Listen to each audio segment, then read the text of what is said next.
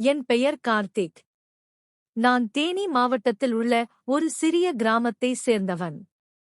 ஒரு சாதாரண குடும்பத்தில் பிறந்த நான் கல்விக்காக வாடகை அறையில் தங்கி படித்துக் கொண்டிருந்தேன். எனக்கு தனிமையில் இருப்பது பிடிக்கும் என்பதால் தனியாக ஒரு அறையில் வசித்து வந்தேன்.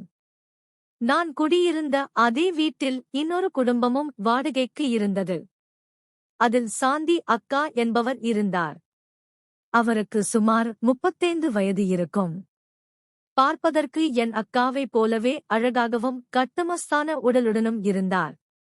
அதனால் நான் அவரை அக்கா என்று அழைத்தேன். அவரை முதலில் பார்த்தபோதே என் மனதிற்குள் ஒரு மகிழ்ச்சி ஏற்பட்டது. ஏனெனில் இவ்வளவு அழகான ஒரு பெண் என் வீட்டுக்கு பக்கத்தில் இருக்கிறார். ஆனால் சாந்தி அக்கா எனக்கு அளித்த அனுபவங்கள் நான் கனவிலும் நினைத்து பார்க்காதவை. அவரது கணவர் ஒரு கல்லூரியில் ஆசிரியராக இருந்தார். அவர் தேனியிலிருந்து வேறு ஒரு கிராமத்தில் பணி புரிந்து வந்தார். அவர்களுக்கு பள்ளியில் படிக்கும் 2 குழந்தைகள் இருந்தனர். சாந்தி அக்கா மிகவும் வெளிப்படையான குணம் கொண்டவர். அதனால் அவருடன் பழகுவதற்கு அதிக நேரம் எடுக்கவில்லை. நாங்கள் தினமும் பேசிக்கொள்வது வழக்கமாக இருந்தது. ஆனால் நான் அவரை ஒருபோதும் வேறொரு கண்ணோட்டத்தில் பார்த்ததில்லை. அவர் அறைக்கு எதிரேதான் என் அறையும் குளியலறை பொதுவானதாகவும் இருந்தது. என் தேர்வுகள் நெருங்கியதால் படிப்பதற்காக விடுமுறையில் இருந்தேன். அதனால் பெரும்பாலான நேரம் நான் அறையிலேயே இருப்பேன். தினமும் காலை அனைவரும் சென்ற பிறகு சாந்தி அக்கா என் அறைக்கு எதிரே துணி துவைக்க வருவார். அப்போது நாங்கள் பேசுவது வழக்கம். ஒருநாள் அவர் என்னிடம் மொபைல் கேட்டார். ஏனெனில் அவருக்கு முக்கியமான ஒரு இடத்துக்கு அழைப்பு விடுக்க வேண்டும். ஆனால் அவரது மொபைலில் பேலன்ஸ் இல்லை. நான் மொபைலை கொடுத்தேன். நான் குளித்து முடித்து மொபைலை திரும்ப பெற்றுக்கொண்டு மதிய உணவுக்காக மெஸ்ஸுக்கு சென்றேன். அப்போது எனக்கு ஒரு அடையாளம் தெரியாத எண்ணிலிருந்து அழைப்பு வந்தது. நான் எடுத்தேன். ஆனால் மறுமுனையில் யாரும் பேசவில்லை. நான் அழைப்பை துண்டித்தேன். சிறிது நேரம் கழித்து அதே எண்ணிலிருந்து மீண்டும் அழைப்பு வந்தது. நான் எடுத்தபோது ஒரு இனிமையான குரல் கேட்டது. ஹலோ, என்னை தெரிகிறதா? நான் இல்லை என்று சொன்னேன். அவர்கள் அடடா, எங்களை மறந்துவிட்டீர்களா என்றார்கள். நான் குழப்பம் அடைந்தேன். எனக்கு எந்த பெண்ணுடனும் நட்பு இல்லை. அப்படியானால் இது யார்? நான் நீங்கள் யார் என்று கேட்டேன். ஆனால் அழைப்பு துண்டிக்கப்பட்டது. நான் மிகுந்த பதட்டத்துடன் இருந்தேன். அது யாராக இருக்கும்? அடுத்த நாள் காலை நான் வழக்கம் போல பல் துலக்கிக் கொண்டு அறைவாசலில் அமர்ந்தேன். சாந்தி அக்கா துணி துவைப்பதற்காக வந்தார்கள். என்னை பார்த்து சிரித்தார்கள். நானும் சிரித்தேன். பிறகு அவர்கள் துணி துவைக்க ஆரம்பித்தார்கள். நாங்கள் பேசிக்கொண்டிருந்தோம். ஆனால் இன்று அவர்கள் சற்று அதிக வெளிப்படையாக பேசினார்கள். நான் அவர்களை பார்த்துக் கொண்டிருந்தேன். அவர்களின் கட்டமஸ்தான தோற்றம் எனக்கு தெரிந்தது. என் பார்வை மீண்டும் மீண்டும் அங்கே சென்றது. நான் ஒருமுறை கூட சுகமான அனுபவத்தை பெற்றதில்லை. அதனால் எனக்கு மிகவும் வித்தியாசமாக உணர்ந்தேன். என் பார்வை அவர்களை விட்டு விலகவே இல்லை. அதை சாந்தி அக்கையும் கவனித்தார். ஆனால் எதுவும் பேசவில்லை. இப்படியே 2-3 நாட்கள் கடந்தது. இப்போது என் எண்ணங்கள் அவர்களைப் பற்றி மாற ஆரம்பித்தன. நான் அவர்கள் மீது அதிகமாக ஆசைப்பட்டேன். ஏதாவது ஒரு காரணத்தை சொல்லி அவர்களுடன் பேசிக்கொண்டே இருக்க நினைத்தேன். ஒருவேளை அவர்களுக்கும் அப்படி ஏதேனும் தோன்றியிருக்கலாம். ஒரு நாள் மாலை அவர்களின் அறையில் ஏதோ பேக்கிங் வேலை நடந்து கொண்டிருந்தது. நான் அக்கா, நீங்கள் எங்கேயும் வெளியே செல்கிறீர்களா என்று கேட்டேன். அதற்கு அவர்கள் மாமாவும் குழந்தைகளும் 5 நாட்களுக்கு கிராமத்திற்கு செல்கிறார்கள். நான் மட்டும் வீட்டில் தனியாக இருப்பேன் என்று சொன்னார்கள். எனக்கு இதுதான் தேவைப்பட்டது. இரவு மாமாவும் குழந்தைகளும் கிளம்பிச் சென்றனர். நான் இரவு உணவுக்காக வெளியே செல்ல தயாரானேன். அப்போது அக்கா, எங்கே போகிறாய் என்று கேட்டார்கள். நான் சாப்பிட என்றேன். அவர்கள் நான் சமைக்கிறேன் என்னுடனேயே சாப்பிடலாம் என்றார்கள். நான் சரி என்று சொல்லி என் அறைவாசலில் அமர்ந்தேன். அவர்கள் எதிரே நின்றிருந்தார்கள். நான் நீங்களும் உட்காருங்கள் என்று சொன்னேன். அவர்கள் என் அருகில் வந்து அமர்ந்தார்கள். கதவு சிறியதாக இருந்ததால் அவர்கள் கிட்டத்தட்ட என்னுடன் ஒட்டி அமர்ந்தார்கள். எனக்கு சற்றும் வித்தியாசமாக உணர்ந்தது. குளிரிலும் எனக்கு வியர்த்து கொட்டியது. அவர்கள் என்னை பார்த்து இவ்வளவு குளிரில் உனக்கு ஏன் வியர்க்கிறது என்று கேட்டார்கள். நான் சும்மாதான் என்று சொல்லி தவிர்த்தேன். பிறகு அவர்கள் சமைக்க சென்றார்கள். நானும் அவர்கள் பின்னால் சமையலறைக்கு சென்றேன். அவர்கள் தரையில் உட்கார்ந்து சப்பாத்தி செய்து கொண்டிருந்தார்கள். நான் அவர்களை பார்த்து கொண்டிருந்தேன். அவர்களுக்கு இது புரிந்தது. ஆனால் அவர்கள் வேலையில் மும்மரமாக இருந்தார்கள். நாங்கள் ஒன்றாக சாப்பிட்டோம். சிறிது பேசினோம். பிறகு நான் என் அறைக்கு தூங்க சென்றேன். இரவு 11 மணி யாரோ கதவை தட்டினார்கள். கதவை திறந்தபோது எதிரே சாந்தி அக்கா அவர்கள் எனக்கு தூக்கம் வரவில்லை என்றார்கள். எனக்கும் தூக்கம் வரவில்லை. ஏனெனில் நான் அவர்களைப் பற்றியே நினைத்துக் கொண்டிருந்தேன். நான் என்ன செய்யட்டும் என்று கேட்டேன். அவர்கள் வா என் அறையில் உட்கார்ந்து பேசலாம் என்றார்கள். நாங்கள் அவர்களின் படுக்கை அறைக்கு சென்றோம். அவர்கள் கட்டிலில் படுத்தார்கள். நான் அவர்கள் அருகில் அமர்ந்தேன். பேச்சின் போது அந்த அடையாளம் தெரியாத அழைப்பை பற்றி கூறினேன். அவர்கள் மனதுக்குள் சிரித்துக் கொண்டிருந்தார்கள். எனக்கு ஏதோ வித்தியாசமாக உணர்ந்தது. நான் அந்த எண்ணுக்கு அழைத்தேன். அப்போது அவர்கள் ரகசியம் வெளிப்பட்டது. அவர்கள் சும்மா விளையாட்டிற்காகத்தான் செய்தேன் என்றார்கள். நானும் விளையாட்டாக அந்த அழைப்பில் நான் என்னவெல்லாம் கனவு கண்டேன் தெரியுமா என்று கேட்டேன். என்ன கனவுகள் என்று அவர்கள் கேட்டார்கள். பேசிக் கொண்டிருக்கும் போதே நான் மெதுவாக அவர்கள் அருகில் படுத்தேன். எங்கள் சிரிப்பும் பேச்சும் தொடர்ந்தது. அவர்கள் அருகில் படுத்ததால் என் மனதில் ஏதோ ஆனது. என் உணர்ச்சிகள் வெளிப்பட்டது. அவர்களுக்கு தெரிந்தது. அப்போது மின்சாரம் அணைந்தது. இருவர் மனதிலும் ஓர் ஆதிக்கம் உருவானது. ஆனால் யார் முதலில் தொடங்குவது சாந்தியத்தை மெழுகுறுத்தி வருகிறேன் என்று சொல்லி எழுந்தார்கள். எழும்போது அவர்கள் கைதவறி என் மீது விழுந்தது. அவர்களை தாங்குவது போல நான் அவர்களின் தோற்றத்தை பிடித்து தூக்க ஆரம்பித்தேன். அப்போது என் உணர்ச்சியோ ஏற்கனவே உச்சத்தில் இருந்தது. அவர்கள் அப்படியே என் மீது படுத்தார்கள். அவர்களின் உடல் என் உணர்ச்சியின் மீது வந்தது. என் உணர்ச்சியோ ஏற்கனவே உச்சத்தில் இருந்தது. அவர்கள் அப்படியே என் மீது படுத்தார்கள். அவர்களின் உடல் என் உணர்ச்சியின் மீது உரசத் தொடங்கியது. எங்கள் பேச்சு நின்றது. இருவரும் வசப்பட்டோம். பிறகு நான் அவர்களுக்கு முத்தம் கொடுத்தேன். அவர்களும் எனக்கு சகாயம் செய்ய ஆரம்பித்தார்கள். யாரும் எதுவும் பேசவில்லை. நாங்கள் எங்கள் வேலையை செய்து கொண்டிருந்தோம். சிறிது நேரத்துக்குப் பிறகு நான் அவர்களை தனிமைப்படுத்தினேன். நானும் தனிமைப்படுத்தப்பட்டேன். பிறகு நான் அவர்களின் உடலில் அனுபவிக்க ஆரம்பித்தேன். அவர்களும் என் உணர்ச்சியுடன் விளையாட ஆரம்பித்தார்கள். இது என் முதல் அனுபவம். எனக்கு மிகவும் அற்புதமாக உணர்ந்தது. எனக்கு இப்போது தாங்க முடியவில்லை. அவர்களும் அந்த சுகமான அனுபவத்திற்காக ஆவலாக இருந்தார்கள். பிறகு அவர்கள் என் உணர்ச்சியை தானே தங்கள் மீது செலுத்தினார்கள். பிறகு நானும் அந்த சுகமான அனுபவத்தை கொடுக்க ஆரம்பித்தேன். நான் என் வாழ்க்கையின் நிறத்தை கொடுக்கப் போகிறேன் என்று நினைத்தேன். நான் தொடர்ந்து அந்த சுகமான அனுபவத்தை கொடுத்தேன். சிறிது நேரத்திலேயே நாங்கள் இருவரும் ஒரே நேரத்தில் வாழ்க்கை நிறத்தை கொடுத்தோம். நாங்கள் இருவரும் மிகவும் களைப்படைந்தோம். அவர்கள் ஒரு பிறகு நாங்கள் குளியலறைக்கு சென்று புத்துணர்ச்சி பெற்றோம். அப்படியே தூங்கினோம். 5:30 மணிக்கு என் தூக்கம் கலைந்த போது சாந்தி அக்காவின் அந்த இனிமையான சிரிப்பு என் இதயத்தை மீண்டும் துடிக்க செய்தது. அக்கா மனம் நிறையவில்லையா என்று கேட்டார்கள். அவர்களின் அந்த கேள்வியும் கண்களில் இருந்த ஒளியும் எனக்கு இன்னும் நினைவிருக்கிறது.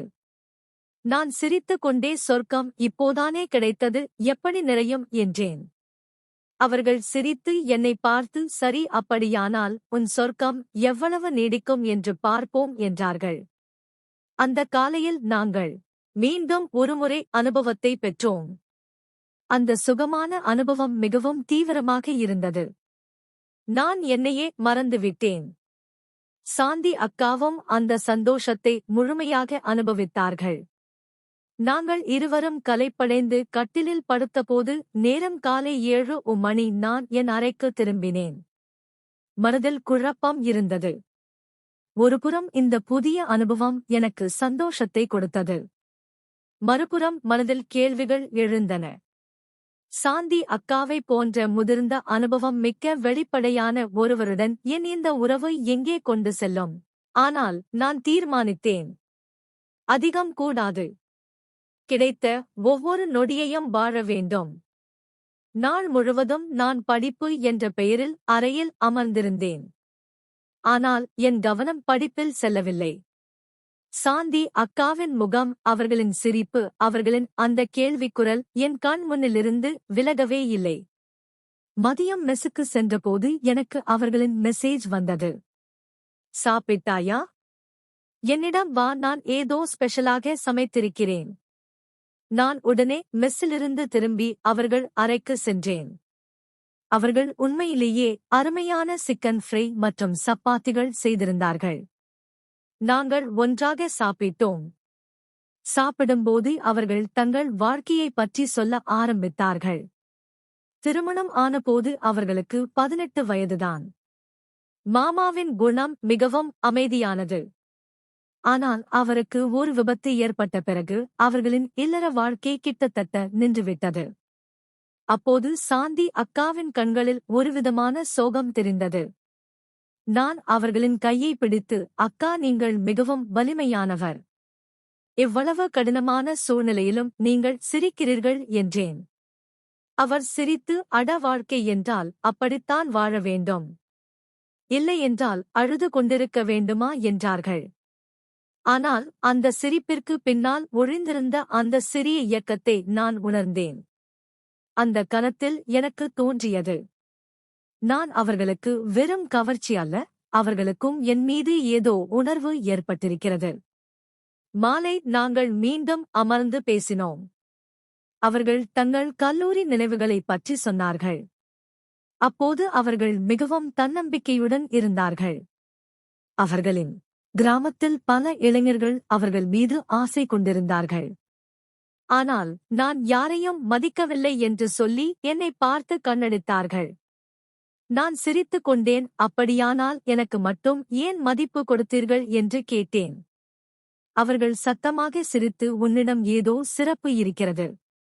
நீ மிகவும் நேர்மையானவன், உன் கண்களில் ஒரு தனிப்பட்ட பிரகாசம் இருக்கிறது என்றார்கள்.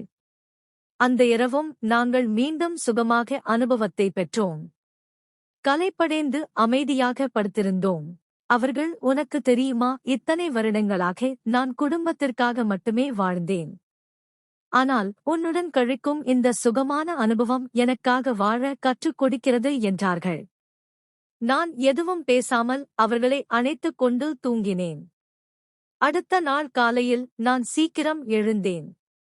சாந்தி அக்கா இன்னும் தூங்கிக் கொண்டிருந்தார்கள். அவர்களின் அந்த சாந்தமான முகத்தை பார்க்க மிகவும் நன்றாக இருந்தது. நான் மெதுவாக எழுந்து சமையலறைக்கு சென்று தேநீர் போட ஆரம்பித்தேன். தேநீர் போடும்போது எனக்கு அடையாளம் தெரியாத அந்த அழைப்பு ஞாபகம் வந்தது. நான் மனதுக்குள் சிரித்துக்கொண்டே, இந்த அக்கா உண்மையிலேயே விளையாட்டுக்காரிதான் என்று நினைத்தேன். நான் அவர்களை எழுப்பினேன். அவர்கள் கண்ணை துடைத்துக் கொண்டே எழுந்து, அட, நீ தேநீர் போட்டாயா? உன் மனைவி மிகவும் அதிர்ஷ்டசாலி என்றார்கள். நான் சிரித்துக் கொண்டே, மனைவி இன்னும் முடிவாகவில்லை. ஆனால் நீங்கள் இப்படி கொஞ்சிக் கொண்டிருந்தால் எனக்கு என் மனைவியின் தேவை கூட இருக்காது என்றேன். அவர்கள் சிரித்து என் தலையில் தட்டினார்கள். அந்த நாள் நாங்கள் வெளியே சுற்றுலா செல்ல முடிவு செய்தோம். அருகில் ஒரு பூங்கா இருந்தது. அங்கே சென்று அமைதியான சூழலில் நிறைய பேசினோம். சாந்தி அக்கா தங்கள் கனவுகளைப் பற்றி சொன்னார்கள். கல்லூரி படிக்கும்போது ஆசிரியையாக வேண்டும் என்று ஆசைப்பட்டார்களாம். ஆனால் திருமணத்திற்கு பிறகு எல்லாம் மாறிவிட்டது. நான் அக்கா இன்னும் நேரம் போகவில்லை. நீங்கள் இன்னும் உங்கள் கனவை நிறைவேற்றலாம் என்றேன். அவர்கள் என்னை பார்த்து சிரித்து உன்னைப் போன்ற ஒரு ஆதரவு இருந்தால் நான் நிச்சயமாக செய்வேன் என்றார்கள். பூங்காவில் இருந்து திரும்பிய பிறகு என் மனம் மிகவும் லேசாக உணர்ந்தது. சாந்தி அக்காவுடன் கழித்த அந்த தருணங்கள் எனக்கு ஒரு புதிய உலகத்தை காட்டின. ஆனால் எங்கோ என் மனதில் ஒரு சிறு உறுத்தல் இருந்தது. அது அந்த அடையாளம் தெரியாத அழைப்பு. அக்கா அதை சும்மா விளையாட்டிற்காக செய்ததாக சொன்னாலும் எனக்கு ஏனோ அந்த அழைப்பின் பின்னால் ஏதோ சிக்கல் இருப்பதாக தோன்றியது.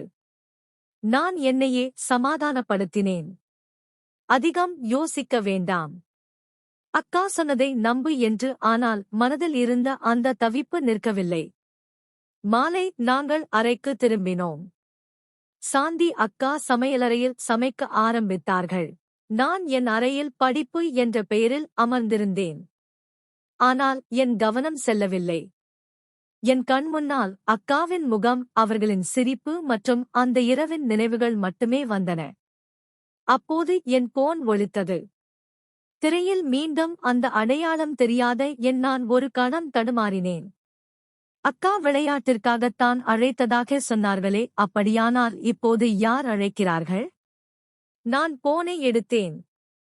ஆனால் மறுமுனையில் மீண்டும் எந்த சத்தமும் இல்லை. ஒரு விசித்திரமான அமைதியும் இடையே ஏதோ முணுமுணுக்கும் சத்தமும் கேட்டது. நான் ஹலோ, யார் பேசுவது என்று சொன்னேன். ஆனால் அழைப்பு துண்டிக்கப்பட்டது. என் மனதில் சந்தேகம் கிளம்பியது. நான் உடனே அக்காவின் அறைக்கு சென்றேன். அவர்கள் சமையலறையில் இருந்தார்கள். என்னை பார்த்ததும் சிரித்துக் கொண்டே, அட, எங்கே போயிருந்தாய், காலையிலிருந்து ஆளையே காணும் என்றார்கள். அவர்கள் சிரிப்பு அதேபோல இருந்தது. ஆனால் அதில் ஏதோ போலித்தனம் இருப்பதாக நான் உணர்ந்தேன். அக்கா, நேற்று இரவு நீங்கள் எங்கே இருந்தீர்கள்? நான் நேரடியாக கேட்டேன். அவர்களின் முகத்தில் ஒரு கணம் பதற்றம் தெரிந்தது. ஆனால் அவர்கள் உடனே சுதாரித்துக் கொண்டார்கள். அட, நான் தூங்கிக் கொண்டிருந்தேன். ஏன், என்னாச்சு என்று கேட்டார்கள். ஆனால் அவர்களின் கண்கள் என்னை பார்ப்பதை தவிர்த்தன. நான் என் கையிலிருந்து அந்த காகிதத்தை எடுத்து அவர்களிடம் காட்டினேன். இது என்ன அக்கா? அவர்கள் அந்த காகிதத்தை பார்த்தார்கள். அவர்களின் முகம் சட்டென்று வெளிரியது. இது எங்கே கிடைத்தது என்று நடுங்கும் குரலில் கேட்டார்கள். அவர்களுக்கு இதை பற்றி தெரியும் என்று எனக்கு புரிந்தது. அக்கா, நீங்கள் என்னிடம் உண்மையே சொல்லுங்கள். இது எல்லாம் என்ன நடக்கிறது? அந்த அடையாளம், தெரியாத அழைப்பு, இந்த காகிதம் மற்றும் அந்த லாக்கெட். நான் லாக்கெட்டை அவர்கள் முன் வைத்தேன். அவர்கள் லாக்கெட்டை பார்த்தார்கள். அவர்களின் கண்களில் கண்ணீர் வழிந்தது. நீ இதை பார்த்தாயா என்று மெதுவாக கேட்டார்கள். அக்கா, எல்லாவற்றையும் சொல்லுங்கள். யார் இந்த மனிதன்? ஏன் அவன் என்னை மிரட்டுகிறான்? நான் கிட்டத்தட்ட கத்த ஆரம்பித்தேன். சாந்தி அக்கா ஒரு பெருமூச்சு விட்டு கட்டிலில் அமர்ந்தார்கள். சரி, நான் உன்னிடம் எல்லாவற்றையும் சொல்கிறேன். ஆனால் நீ அமைதியாக கேள் என்றார்கள். சாந்தி அக்கா சொல்ல ஆரம்பித்தார்கள். இந்த மனிதனின் பெயர் ராகுல். அவன் என் கல்லூரி நண்பன். நாங்கள் மிகவும் நல்ல நண்பர்களாக இருந்தோம். ஆனால் அவன் என் மீது காதல் கொண்டிருந்தான். நான் அவனுக்கு ஒருபோதும் அப்படி ஒரு மதிப்பு கொடுக்கவில்லை. ஏனெனில் நான் என் குடும்பத்தை பற்றி கவலை கொண்டிருந்தேன். என் திருமணம் முடிவானது. நான் ராகுலுடனான எல்லா தொடர்புகளையும் துண்டித்தேன். ஆனால் திருமணத்திற்குப் பிறகும் அவன் என்னை ஒருபோதும் மறக்கவில்லை. அவன் என்னை சந்திக்க முயற்சி செய்வான். சில சமயம் போனில், சில சமயம் கடிதங்கள் மூலம் எனக்கு அவனிடமிருந்து விடுதலை தேவைப்பட்டது. அதனால் அவனிடம் தெளிவாக சொன்னேன். அவனுடன் எந்த தொடர்பும் வைத்துக்கொள்ள நான் விருப்பமில்லை என்று. ஆனால் அவன் கேட்க தயாராக இல்லை. கடைசியில் என் மாமாவுக்கு விபத்து ஏற்பட்டு அவர்கள் கிராமத்திற்கு சென்றபோது ராகுல் மீண்டும் என் வாழ்க்கையில் வந்தான். அவன் என்னை மிரட்டத் தொடங்கினான். நான் அவனுடன் பேசவில்லை என்றால் அவன் என் குடும்பத்திற்கு தீங்கு செய்வான் என்று சொல்வான். நான் கேட்டே கொண்டிருந்தேன். என் மனதில் கோபமும் பயமும் கலந்திருந்தது. அப்படியானால் அந்த அடையாளம் தெரியாத அழைப்பு அது ராகுலுடையதுதானா? சாந்தி அக்கா ஆம் என்று தலை அசைத்தார்கள். ஆமாம், நான் உன்னிடம் விளையாட்டிற்காக அழைத்தேன் என்று சொன்னேன். ஏனெனில் உன்னை இந்த சிக்கல் இழுக்க எனக்கு விருப்பமில்லை. ஆனால் இப்போது தெரிகிறது. அவன் உன்னை அடைந்து விட்டான் என்று சொல்லி கண்ணீர் சிந்தினார்கள். நான் அதை நீங்கள் ஏன் என்னிடம் முன்னரே சொல்லவில்லை? நான் ஏதாவது செய்திருக்கலாமே என்றேன். அவர்கள் சிரித்தார்கள். ஆனால் அந்த சிரிப்பு துக்கத்தால் நிரம்பியிருந்தது. நீ என்ன செய்வாய்? அவன் மிகவும் ஆபத்தானவன். அவனிடம் பணமும் தொடர்புகளும் உள்ளன. அவன் யாருக்கும் தீங்கு செய்ய முடியும். இப்போது எனக்கு எல்லாம் புரிந்தது. ராகுல் என்ற மனிதன் சாந்தி அக்காவை பின்பற்றிக் கொண்டிருந்தான். ஒருவேளை அவன் எங்களுக்கும் உள்ள உறவை பற்றியும் தெரிந்திருக்கலாம்.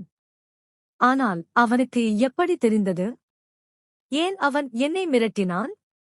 அந்த இரவு நான் மீண்டும் அரவிந்துக்கு அழைத்தேன். அரவிந்த், அந்த எண்ணை பற்றி ஏதாவது தெரியுமா? அவர்கள் அந்த எண் தேனியில் உள்ள ஒரு சிறிய ஹோட்டலில் பதிவு செய்யப்பட்டுள்ளது. ஆனால் அந்த ஹோட்டலில் யார் தங்கி இருக்கிறார்கள் என்ற தகவல் கிடைக்க சிறிது நேரம் ஆகும் என்றார். நீ கவனமாக இரு, சாந்தி அக்கையை தனியாக விடாதே என்று சொன்னார். நான் சாந்தி அக்கையை தனியாக விடமாட்டேன் என்று தீர்மானித்தேன். அவர்களுக்கு பெரிய ஆபத்து இருந்தது. அந்த இரவு நான் அவர்கள் அறையிலேயே தங்கினேன். நாங்கள் கட்டிலில் அமர் நான் அவர்களை அணைத்துக் கொண்டு, அக்கா கவலைப்படாதீர்கள், நான் உங்களுடன் இருக்கிறேன் என்றேன். அவர்கள் என்னை பார்த்து, உன்னை போன்ற ஒரு நண்பன் கிடைத்தது எனக்கு மிகவும் நல்லது என்றார்கள். ஆனால் அந்த இரவு எனக்கு தூக்கம் வரவில்லை. என் மனதில் ஒரே ஒரு எண்ணம். ராகுல், அவன் யார்? என்ன செய்யப் போகிறான்? அதிகாலை சுமார் 4 மணி ஜன்னல் வழியாக ஏதோ அசைவு தெரிந்தது. நான் மெதுவாக எழுந்து ஜன்னலுக்கு அருகில் சென்றேன். வெளியே இருளில் ஒரு நிழல் தெரிந்தது. கருப்பு ஜாக்கெட் அணிந்திருந்த அதே மனிதன். அவன் கையில் ஏதோ ஒளிர்ந்தது. ஒருவேளை அது நீண்ட கூர்மையான ஏதோ ஒன்று. என் இதய துடிப்பு மீண்டும் அதிகரித்தது. நான் சாந்தி அக்காவை மெதுவாக எழுப்பி, அக்கா, வெளியே யாரோ இருக்கிறார்கள், நீங்கள் இங்கே இருங்கள் என்றேன். அவர்கள் பயந்தார்கள். ஆனால் நான் அவர்களை சமாதானப்படுத்தினேன். நான் மெதுவாக கதவை திறந்து வெளியே பார்த்தேன். அந்த நிழல் இப்போது என் அறையின் கதவை நோக்கி நகர்ந்து கொண்டிருந்தது. நான் என் பையிலிருந்து போனை எடுத்து அரவிந்துக்கு செய்தி அனுப்பினேன். உடனடியாக வா, என் அறைக்கு அருகில் யாரோ இருக்கிறார்கள். அப்போது அந்த நிழல் என் அறையின் கதவை தட்டியது. என் கைகளில் வியர்வை வழிந்தது. ஆனால் நான் தைரியமாக கதவை திறந்தேன். எதிரே அதே மனிதன் ராகுல் நின்றிருந்தான். அவன் முகத்தில் ஒரு புன்னகை இருந்தது. அவன் கையில் உண்மையிலேயே ஒரு கூர்மையான பொருள் இருந்தது. அவன் என்னை பார்த்து, நீ யார்? சாந்தியுடன் ரொம்ப நெருக்கமாக இருக்கிறாயாமே என்று அந்த கரடு முரடான குரலில் கேட்டான். என் வயிறு கலங்கியது. ஆனால் நான் என்னையே சமாதானப்படுத்திக் கொண்டு, உனக்கு என்ன வேண்டும்? நீ ஏன் சாந்தி அக்கையை தொந்தரவு செய்கிறாய் என்றேன். அவன் சிரித்து, சாந்தி என்னுடையவள், அவள் என்னை விட்டு போனாள். ஆனால் நான் அவளை ஒருபோதும் மறக்கவில்லை. நீ என் நடுவில் வருகிறாய். உன் முடிவை நான் செய்ய வேண்டும் என்று சொல்லி அந்த கூர்மையான பொருளை முன்னால் நீட்டினான். நான் பின்வாங்கினேன். அப்போது பின்னாலிருந்து சாந்தியத்தை கத்தினார்கள். ராகுல், நிறுத்து, உனக்கு என்ன வேண்டுமானாலும் எடுத்துக்கொள், ஆனால் இவனை விட்டுவிடு. அவர்கள் அழுது கொண்டிருந்தார்கள். ராகுல் அவர்களை பார்த்து, நீ என்னுடன் வா, சாந்தி இல்லையேல் இந்த சிறுவன் இங்கேயே இறந்து போவான் என்றான். நான் சாந்தி அக்கையிடம் அக்கா அவனுடன் போகாதீர்கள் நான் இருக்கிறேன் என்றேன். எனக்கு பயமாக இருந்தது. ராகுல் மிகவும் ஆபத்தானவன். அவனை எப்படி சமாளிப்பது என்று புரியவில்லை. அப்போது பின்னால் இருந்து ஏதோ சத்தம் கேட்டது. அதே நேரத்தில் அரவிந்த் தன் 2 நண்பர்களுடன் உள்ளே வந்தார். ராகுல் அந்த கருவியை கீழே வை. அரவிந்த் கத்தினான். அவரிடம் ஒரு சின்ன பிஸ்டல் இருந்தது. ராகுல் ஒரு கணம் தயங்கி பார்த்தான். பிறகு அவன் கையில் இருந்ததை கீழே போட்டான். நீ என்னை தடுக்க முடியாது என்று ராகுல் கத்தினான். ஆனால் அவனது குரல் இப்போது பலவீனமாக இருந்தது. அரவிந்த் அவனை பிடித்து அவன் கைகளில் விளங்கிட்டான். உன் நாட்டம் முடிந்தது ராகுல். உனக்கு எதிராக எங்களிடம் ஆதாரங்கள் உள்ளன என்றார் அரவிந்த். போலீசார் ராகுலை தண்டனைக்காக எடுத்துச் சென்றனர். சாந்தி அக்கா போலீசாரிடம் உண்மை அனைத்தையும் சொன்னார்கள். ராகுல் அவர்களை இத்தனை வருடங்களாக தொந்தரவு செய்தான். அவர்களின் குடும்பத்தை மிரட்டினான். என்னால் அவன் மேலும் ஆத்திரமடைந்தான்.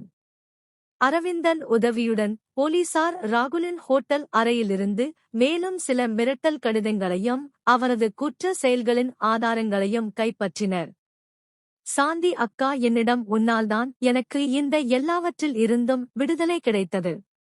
நீ மிகவும் தைரியமாக இருந்தாய் என்றார். நான் சிரித்து அக்கா நீங்கள் எனக்கு மிகவும் முக்கியமானவர். உங்களுக்கு ஏதாவது ஆகியிருந்தால் நான் என்னை ஒருபோதும் மன்னித்திருக்க மாட்டேன் என்றேன். அந்த இரவு நாங்கள் மீண்டும் ஒன்றாக சாப்பிட்டோம். சாந்தி அக்காவின் முகத்தில் இப்போது ஒரு நிம்மதி இருந்தது.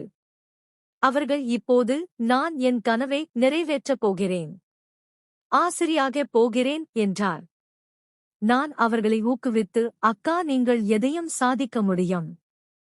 நான் உங்களுடன் இருக்கிறேன் என்றேன். சில நாட்களுக்குப் பிறகு மாமாவின் குடும்பம் கிராமத்திலிருந்து திரும்பியது.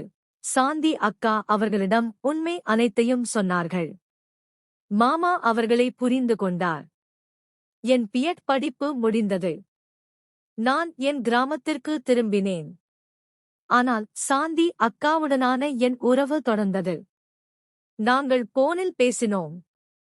அவர்கள் தங்கள் ஆசிரிய படிப்பை பற்றி சொன்னார்கள். ராகுலை போலீஸ் சிறையில் அழைத்தது. அவனுக்கு எதிரான வழக்கு தொடங்கியது. எனக்கும் சாந்தி அக்கைக்கும் ஒரு புதிய வாழ்க்கை கிடைத்தது. அந்த சுகமான அனுபவத்தின் நினைவுகள் என் மனதில் நிரந்தரமாக இருந்தன. அதே சமயம் எனக்கு ஒன்று புரிந்தது. அன்புக்கும் நம்பிக்கைக்கும் முன்னால் எந்த மிரட்டலும் நிற்க முடியாது. நான் என் கிராமத்தில் ஒரு பள்ளியில் ஆசிரியராக வேலை செய்கிறேன். சாந்தி அக்கா இப்போது ஒரு வெற்றிகரமான ஆசிரியை. அவர்களின் சிறப்பு இன்னும் அதேபோல ஒளிமயமானது. அவ்வப்போது நான் அவர்களை அழைக்கிறேன். அந்த இரவின் நினைவுகளைப் பற்றி பேசும்போது நாங்கள் சிரிக்கிறோம். சொர்க்கம் இப்போதுதானே கிடைத்தது. எப்படி நிறையும் என் அந்த வார்த்தையை அவர்கள் இன்னும் என்னை கிண்டல் செய்ய பயன்படுத்துகிறார்கள். இந்த கதை பிடித்திருந்தால் உங்கள் கருத்தை தெரிவிக்கலாம். மறந்துவிடாமல் லைக் பண்ணுங்க, ஷேர் பண்ணுங்க, கமெண்ட் பண்ணுங்க, சப்ஸ்கிரைப் பண்ணுங்க. நன்றி.